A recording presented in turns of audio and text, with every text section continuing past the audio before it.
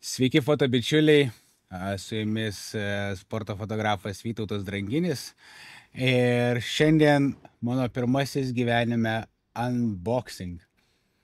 Jo, tų dėžių esu turėjęs labai daug ir turiu dabar, apie objektyvus kalbėjau irgi tikrai įvairiausius, ką naudoju, kodėl naudoju ir vat kadangi pagaliau mano rankose mano naujasis objektyvas Sony 300 mm 2,8 diafragmos džem objektyvas, tai padarykime jo unboxingą ir kartu apie jį pakalbėkime. Galbūt prieš tai šiek tiek istorijos, tai mes su Kipru šį objektyvą įsibandėme dar praeisiais metais, gale metų Antalijoje, kur kartu su kitais fotografais, sporto fotografais buvome pakviesti į tokį oficialiai neoficialų jo pristatymą dar prieš išeinant jam į lentynas parduotuvėse. Tai jisai tada mus labai sužavėjo, visų pirma, tai lengvumu. Kilogramas 470 gramų. Jo, tada, kada mes jau jį užsimovėme ant kamerų ir pradėjome fotografuoti, paaiškėjo, kad jisai absoliučiai nenusileidžia greičiu legendiniam 400 mm objektyvai, taip pat 2.8 diafragmos. Tai tie tokie dalykai tikrai sužavėjo, kad tai yra labai lengvas, labai patogus, pakankamai mažas objektyvas, labai greitas, aštrus.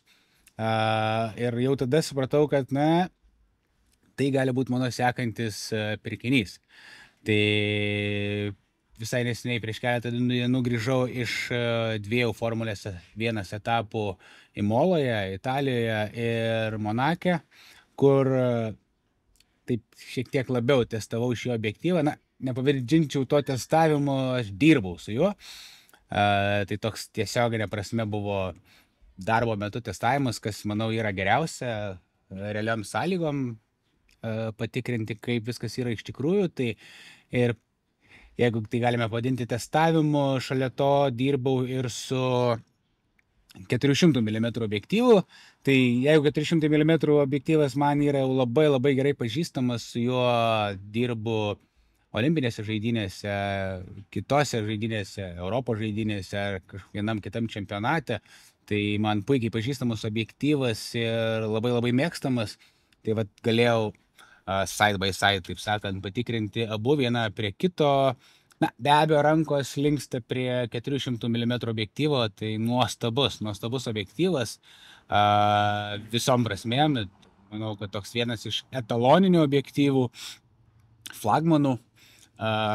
Bet kaip vis dėlto dirbu nemažai ir dar didžiąją dalį laiko Lietuvoje, ir čia mes neturime tokių didelių aikštelių, didelių laukų, kur aš galėčiau fotografuoti su 400 mm, todėl 300 mm man toks pasirodė labai optimalus objektyvas būtent darbui ir Lietuvoje, ir ne Lietuvoje taip pačiai.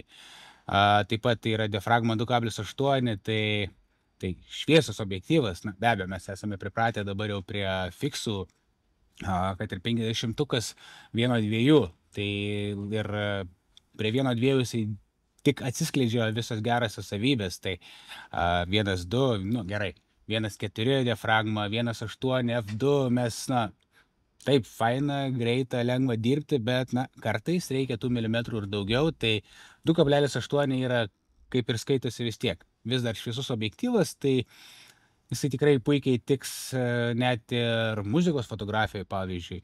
Ypač kada yra lauke, bet labai bus įdomu išbandyti ir viduje, prie tamsesnės aplinkos. Lygiai taip pačiai kaip ir reportažinis objektyvas, tai puikus. Vėlgi 300 mm jau yra šiek tiek daugiau, tai be abejo gali rasti savo vietą ir gamtos fotografijoje. Manau, netgi ir portretų galima labai įdomių padaryti su šiuo objektyvu. Tai taip, išvardinau praktiškai visas priežastis, dėl ko aš pasirinkau jį, nieko nelaukiam. Štai ir dėžė. Tikrai, labai lengva dėžė, net ir su visom instrukcijom viduje. Žiūrim, ką turim viduje. O čia ir yra, visų pirma, instrukcijos, jos tikrai nebus reikalingos, nors mano pirmaisiais fotografijos žingsniais, pirmosiamis fotokameromis, kada internete dar nebuvo tiek daug informacijos, ta instrukcija popierinė man labai padėjo ir ten buvo labai daug dalykų, paaiškinimų, kaip, ką reikia daryti, ko dabar atrodo viskas savaime suprantama arba tiesiog šiek tiek, tai turiu pusę minutės praleidus internete, galite kartais rasti atsakymą, tai anksčiau instrukcijos aš taip lengvai iš šono nepadėčiau.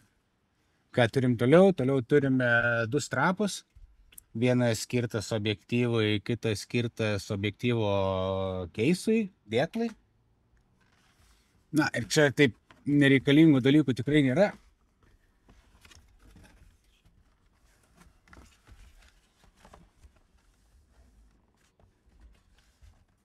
Ir prieiname prie pačio svarbiausio, tai yra Sony 300 mm f2.8. Tai galim ir pradėti nuo pačio dėklo, nors paprastai kaip ir daug dėmesio į dėklą neskiriame. Labai retai, kada objektyvai būna dėklė, vis dėlto tai yra darbo įrankis, tai jisai būna arba kuprinėje, arba kartais prie diržo prisikabinam vieną ar kitą dėklą, bet dažniausiai tai nėra originalūs dėklai. Dažniausiai vieni arba kiti gamintojai daro tikrai patogesnius dėklus, tačiau čia aš buvau šiek tiek nustebę. Kadangi Formulė 1 fotografavau ne su savo objektyvu, Sony Europa man paskolino savo fototechniką, tai kaip ir norėjau šiek tiek pasaugoti ir neišvengiamai didžiąją dalį laiko praleido dėklė, tai aš buvau prikabinęs tą dirželį vieną ant objektyvo, kitą ant dėklo ir labai patogiai tas dėklas, jo forma yra tokia šiek tiek kitokia, ne kažkokia taisyklinga stačiakampio forma, tai taip atitinkamai susitraukus dirželį, jisai labai maloniai guli ant nugaros ir dėl objektyvo svorio buvo labai patogu jį naudoti taip tiesiog persimetus per nugarą ir įsitraukti tik tais kada jo man prireikė. Tai jo. Kitas galbūt pavyzdys, kada mes nenaudojame dėklo, tai dažniausia tas didysis objektyvas, ar tai būtų 400 ar didesnis, ar šiuo atveju 300 mm, tai mes labai dažnai naudojame dėl patogumo monopodą. Tai jeigu anksčiau monopodas buvo neatsiejama dalis fotografijoje, nes objektyvai buvo tikrai labai sunkus, pakankamai sunkus ir nelabai taip ergonomiškai laikydavosi rankoje, tai 400 mm jau yra labai lengvas palyginimui. 400 mm dvigubai sunkesnis, tik tais dvigubai negu 300 mm, sveriantis apie 3 kg, tai tikrai galime su juo fotografuoti ir be monopodo, bet tas monopodas prisuktas prie objektyvo, jis labai palengvina, kada tiesiog per petį kamerą su objektyvu nešiesi, tai yra labai patogu. Tai tokie 2 būdai, arba nešis objektyvą dėklę arba su monopodu persimetus tiesiog per petį. Kitas variantas, vėlgi, kadangi objektyvas yra pakankamai lengvas, tai tikrai drąsiai galite jį kabinti ant vienokios ar kitokios sistemos. Pavyzdžiui, aš naudoju 2 diržus. Ant vieno būna platesnis objektyvas, ant kito kažkoks zoomas, siauresnis. Tai lygiai taip pačiai įsibandžiau, kadangi objektyvas sveria tik 1,5 kilogramo, jeigu tiksliai, tai kilogramą 470 gramų, tai jisai yra vos 400 gramų sunkesnis su 70-200 antrąją versiją, kuris sveria kilogramą 45 gramus. Tai tikrai labai lengvas objektyvas ir drąsiai galite kabinti jį ant vienos ar kitos savo sistemos, ar naudojate vieną dirželį ar 2.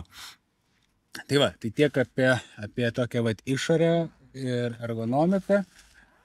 Lendame viduj, taip nelabai matysis, bet jisai dėklas turi dar vieną dirželį, tokį prilaikantį objektyvą, kad jisai taip saugiau būtų viduj ir nesimakaluotų.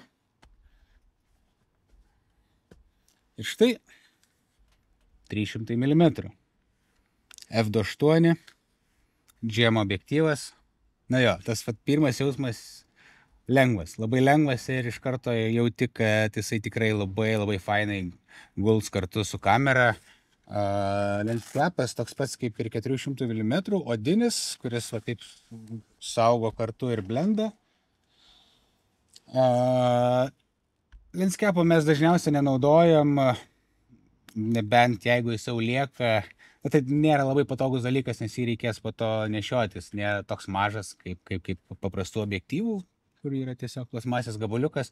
Bet jeigu kažkokiu būdu jisai neliko namie ar fotospintelėj, tai labai lengva bet kur prisisegti, prie kuprinės, prie diržo.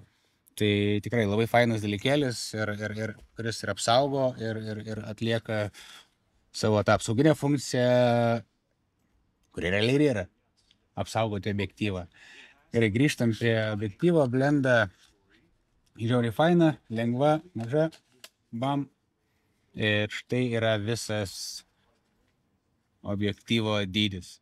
Kilogramas 500, labai lengvas, labai patogus jo. Dabar aš jį laikau be kameros, bet dirbau ne 1 valandą kartu ir uždėjęs ant kameros, tai labai fainas objektyvas. Čia vienas toks dalykėlis, kurio dar neišbandžiau ir labai norėčiau kažkada išbandyti, tai yra filtrų stalčiukas. Neįsivaizduoju, kaip tai vadinasi tiksliai, bet čia galite įsukti kažkokį savo norimą filtrą, ar kad keistų spalvą, ar prislopintų šviesą, nuo jūsų priklauso. Tai va šitas dalykas dar mano yra toks neišbandytas, tai kažkaip galvoju, kad labai puikia proga būtent su šiuo objektyvu išbandyti ir filtrus, kurie dedasi į vidų, o ne ant išorės, nes diametras, jis nėra didelis, bet vis tiek jau didesnis gerokai negu tų einamųjų objektyvų. Tai vat galime palyginti dydį su 70-200.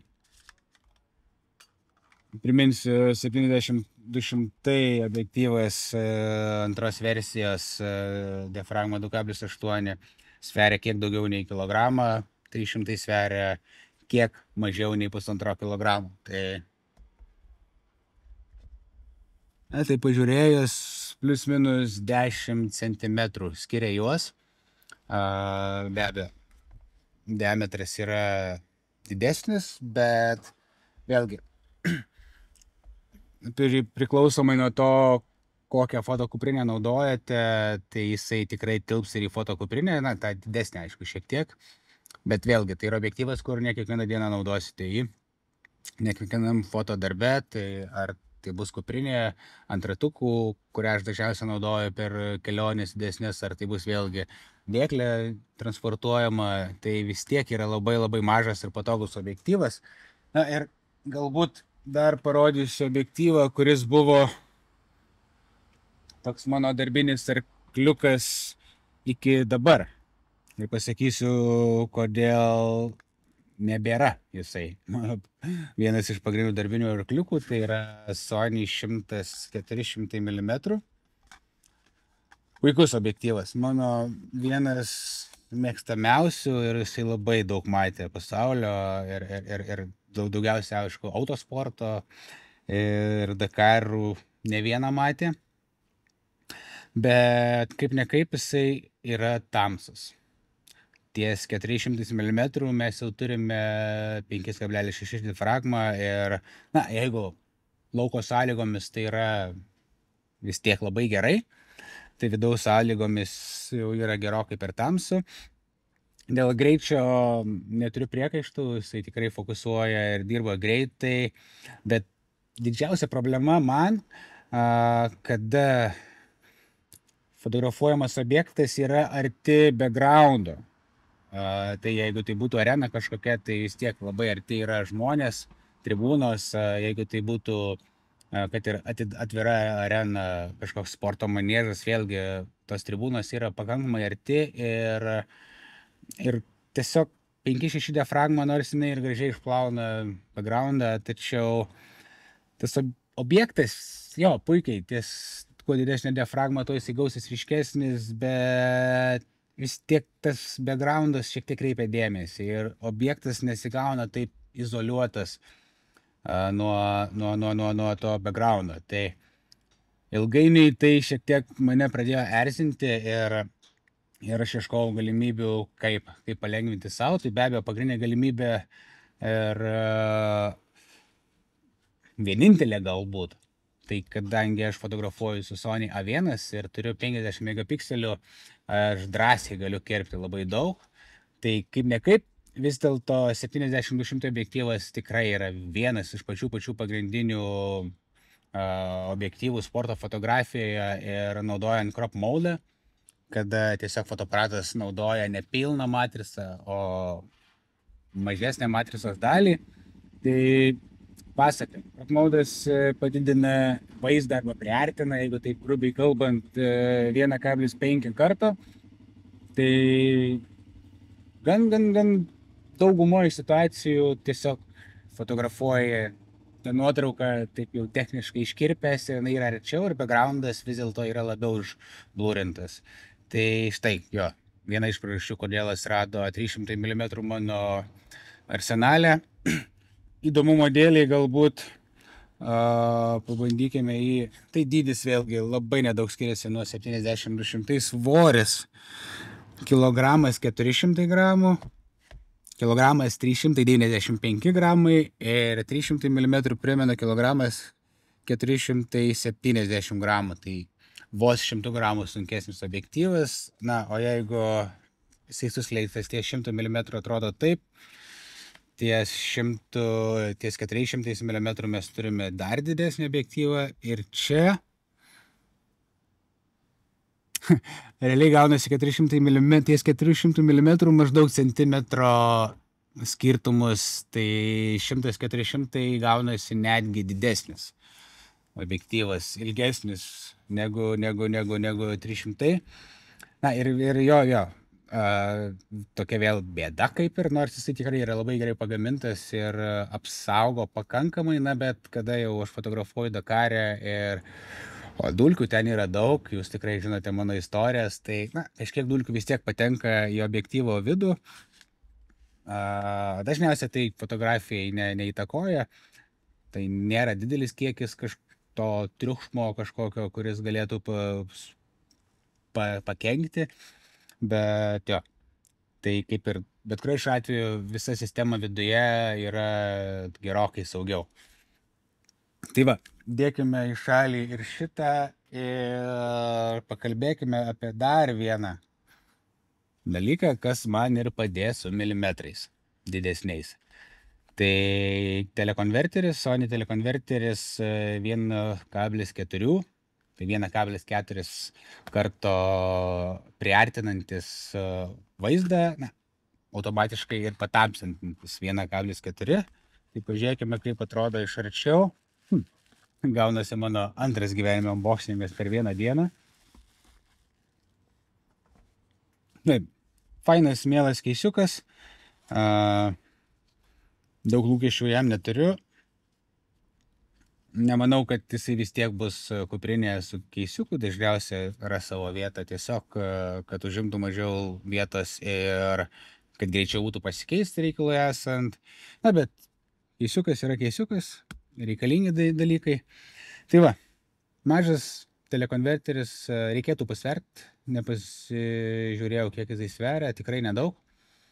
Ir telekonverterį sukant tarp objektyvo ir kameros mes turime 1,4 karto artimesnį vaizdą, tai milimetrais. Tai gaunasi 300 mm gausis mano 420 mm ir diafragmą mes turėsime f4. Na tai va, tai jeigu 400 mm ant 100-400 mm objektyvo mes turėjome 5-6, tai čia šiek tiek daugiau, 420 mes turime f4. Tai yra jau gerokai geriau. Na, o jeigu dar įjungsime crop mode, kas būtų 1,5 karto dar priartėtų vaizdas, bet jau diafragma nebesikeičia, tai 300 mm su crop mode ir telekonverteriu mes turime 630 mm f4. čia jau yra pats tas. Telekonverteris dar yra ir 2 kartus priartinantis vaizdą arba patamsinantis. Tai jeigu paskaičiavus 300 mm su 2 kartų telekonverteriu, mes turime 600 mm diafragmą 5,6. Na, tai čia vėlgi, lyg ir turim 5,6 diafragmą, tačiau jau yra 600 mm, ne 400, kai buvo ant 100-400 mm objektyvo, o jeigu dar panaudosime kropą, kas dar 1,5 karto paartina, tai mes turime 900 mm 5,6. Na, tai jau fantastika, kaip iš tokio mažo ir lengvo objektyvo. Tai va, tokie mano naujieji foto draugai. Labai nekantrauju juos išbandyti, jau tokiom dar realesniam sąlygom namų aikštelėje, kaip aš mėgstu sakyti, Lietuvoje. Dar šiek tiek 2 dalykėliai. Vienas iš jų paprastesnis, tai dar viena atminties kortelė į mano kuprinę. Aš naudoju tik Sony TUF serijos SD korteles. 300 MB per sekundę. O man šito greičio pakanka, be abejo, mes galėtume naudoti jau ir greitesnės, tačiau jau reikės card readerio. Ir kartais mano darbuose, kada reikia labai greitai atiduoti vieną kitą nuotrauką, vis dėlto greitis yra labai svarbu ir aš dažniausiai redaguoju nuotraukas su iPadu, tai ten taip, reikalingas card readeris, kortelių skaitytuvas, tai lyg ir galėtum ir vieną ar kitą naudoti, bet tai vienai kitai nuotraukai lengvesnis, mažesnis card readeris SD man yra greičiau. Lygiai taip pačiai, jeigu man reikia tik vienos nuotraukos, tai dažniausiai šią redaguoju telefonu. Tai vėlgi, tiesiog man yra paprasčiau ir tokio labai didelio poreikio tai talpai arba greičiai man dar nėra. Be abejo, norėčiau ir tai yra planuose, bet vėlgi ir finansiškai reikia kartais pasiskaičiuoti, tai aš šiuo metu esu priėmęs sprendimą naudoti vis dar SD korteles ir jas naudoju 2. Ir va taip kiekvienais metais po vieną kitą dasipirkdamas, mano tikslas yra, kad turėti va tas 2 kopijas nuotraukų, nors jos yra tikrai labai saugios, labai atsparios visiems gamtos išdaigoms, tai ne kartą buvau palikęs netyčia kortelę ir ant saulės, sakykime, automobilį, ne kartą buvo nukritus ir į smėlį, ir ant kieto paviršiaus, ir keičiant kortelę lietuje, yra sušlapę, nei karto nieko nenutiko, tai aš visiškai pasitikiu šiomis kortelėmis. Todėl vis dar naudoju šias korteles ir kaip ir sakau, norėčiau pasikeisti, bet tokio labai didelio reikalo kol kas man nėra. Ir kitas dalykas susijęs su kortelėm, dabar toks jau live hack momentas yra, visi žinote, kas tai yra. Tai yra objektyvo ir kameros dangteliai, vienas skirtas įsukti į kamerą, kitas ant objektyvo, kada atskirai būna fototechnika. Tai toks galbūt kažkas žino, gal kažkas sužinos tik tais dabar. Tai dangtelis yra pilkos spalvos ir tai yra kaip tik tokia pilka spalva, kuri jums yra tinkama nusimti baltos šviesos balansą. Tai jeigu turite šitą kuprinėje dalykėlį, mažą, lengvą ir jums reikės baltos šviesos balansą nustatyti, tai yra puikus dalykas. Ir toks life hack number 2. Jeigu jį atsuksite, pas mane pamatysite SD korteles. Tai šiuo atveju čia yra 4 SD kortelės, bet taip atidžiau pasižiūrėjus, man atrodo 5 tilptų, gal net ir 6. Ir tai, aš turiu kortelių dėklelius ir paprastai mes taip kortelės jau saugome. Na, bet būna kartais, kai labai greitai, galbūt dėkliukas yra ne po ranka ar kažkokiu būdu toliau, tai reikia kortelės kažkur padėti, tai šitas dangtelis yra puikiai priemonė tam. Tai va, tiek žinių iš mano foto pasaulio. Sony 300 mm 2,8 diafragmos džemo objektyvas. Puikus objektyvas, tiesiog puikus objektyvas. Įsibandytas įvairiausiomis sąlygomis jau beveik ir neturiu prie ko prikipti. Noriu tik dar daugiau skirtingų fotografinių veiklų turėti su juo, kad galėčiau dar galbūt kažką daugiau papasakoti. Tai tiek šiam kartui. Linkiu gražiausių dienų, gražiausių istorijų jūsų foto gyvenimuose. Jeigu turite klausimų, užduokite, pabandysiu atsakyti visus. Jeigu turite man patarimų panašių kaip šitas, ko galbūt aš dar nežinau, tai patarkite ir bet kuriuo iš atveju labai svarbu dalinti savo fotomis, istorijomis su kitais ir kad kartu mes drauge galėtume augti ir tobulėti. Tai va, Vytautas Dranginis jums sako ate šiam kartui ir iki kitų pasimatymų.